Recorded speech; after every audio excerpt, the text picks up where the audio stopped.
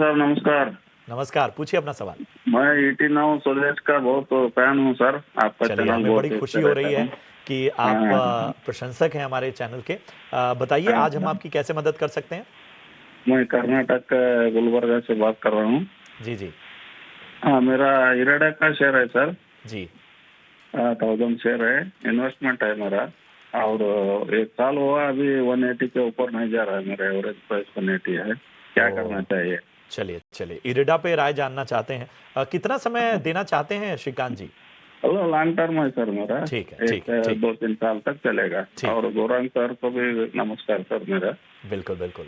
तो गौरांग सर, श्रीकांत जी ET now स्वदेश और हमारे तमाम एक्सपर्ट्स की एडवाइस के प्रशंसक हैं। उन्होंने पहले ही अपने टिप्पणी में कहा कि वो लगातार चैनल को देखते हैं और लगातार मार्गदर्शन को फॉलो करते हैं। हमें बताइए इरेडा पर उन्हें क्या करना चाहिए? लंबे समय से बने हुए हैं और अभी भी हड़बड़ी नहीं है इन्हें इरेडा में। 180 इनका एवरेज प्राइस है।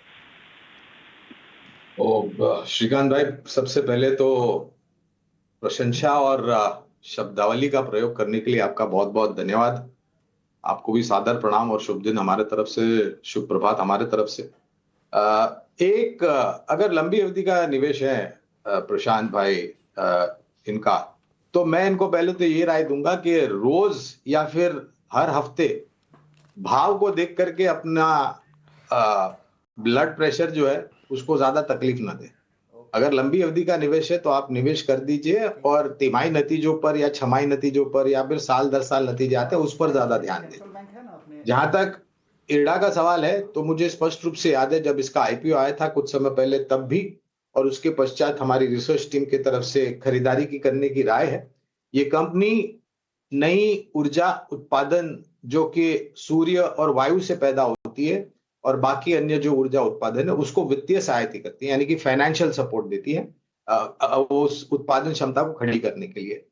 जिस प्रकार से सरकार की नीतियां रही हैं और आने वाले 3 से 5 साल में जिस प्रकार से नई ऊर्जा उत्पादन जुड़ेगी, खास करके ज्यादातर तो वो क्लीन और ग्रीन एनर्जी होगी।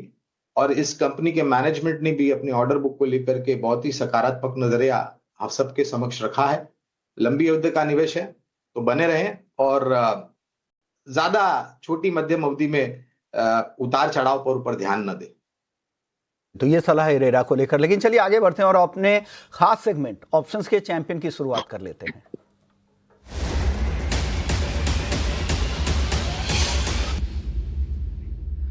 और ऑप्शंस के चैंपियन में हमारे साथ यस सिक्योरिटीज के लक्ष्मीकांत शुक्ला है। लक्ष्मीकांत जी बताइए, ऑप्शंस में कहां मौके दिख रहे हैं आपको? जी सुप्रभात। तो आज के ऑप्शन चैंपियन में बजाज फाइनेंस में हमें मौका दिख रहा है। काफी दिनों के डिक्लाइन के बाद यहाँ पर 50 डीएमए लेवल्स पर एक बेस फॉर्मेशन बनता हुआ नजर आ रहा है और यहीं से एक पुल बैक मूव ऊपर की तरफ हमें दिखाई दे रहा है। तो मुझे लगता है कि 940 का कॉल ऑप्शन बजाज फाइनेंस में बाय करके चलना चाहिए। अभी ये अराउंड 23-25 के बीच में अगर आता है तो इसको बाय करके चलें और इसमें जो एक्सपेक्टेड टारगेट है वो 40 रुपीज के हैं और हमें 16 रुपीज का स्टॉप लॉस मेंटेन रखना है इसमें बजाज फाइनेंस के 940 की कॉल ऑप्शन में। तो ओवरऑल जो रिस्क है वो आता हुआ दिखाई दे रहा है 6000 रुपीज का और अगर टारगेट अचीव होते हैं तो जो मैक्सिमम रिवॉर्ड है वो आता हुआ दिखाई दे रहा है 12,000 रुपीज का। तो Bajaj finance at the money call option 940 के स्ट्राइक की कॉल खरीदे। करंट भाव भी वही है, 23 से 25 के आसपास प्रीमियम का भाव दिखे तो आप खरीदे, 40 तक ये जा सकता है। इस प्रीमियम के लिए जो स्टॉप लॉस है 16 का लगाया गया है। शुक्रिया लक्ष्मीकांत जी, आपने वक्त निकाला, हमारे दर्शकों को बताया कि ऑप्शंस में क्या मौके दिख रहे हैं। लेकिन रिस्क डिस्क्लोजर हमेशा की तरह एफएनओ ट्रेडिंग में 10 में से 9 लोगों को नुकसान होता है। एफएनओ ट्रेडर्स को औसतन 50,000 रुपए का नुकसान हो जाता है। घाटा होने के बाद भी आपको 28% ट्रांजैक्शन भी देने पड़ते हैं। तो जब भी आप ऑप्शंस में ट्रेड करें तो इस बात का ध्यान रखिएगा भी। और अभी भी रिसेंट में भी सेबी के जो डेटा है वो साफ इंडिकेट कर रहे हैं कि ट्रेडिंग में किस तरह के नुकसान होते हैं। तो आपको पहले अपने स्किल को डेवलप करें फिर आगे इसमें ट्रेड करें। चलिए वक्त है ब्रेक का। ब्रेक के बाद भी हम अपने दर्शकों के सवाल जवाब का सिलसिला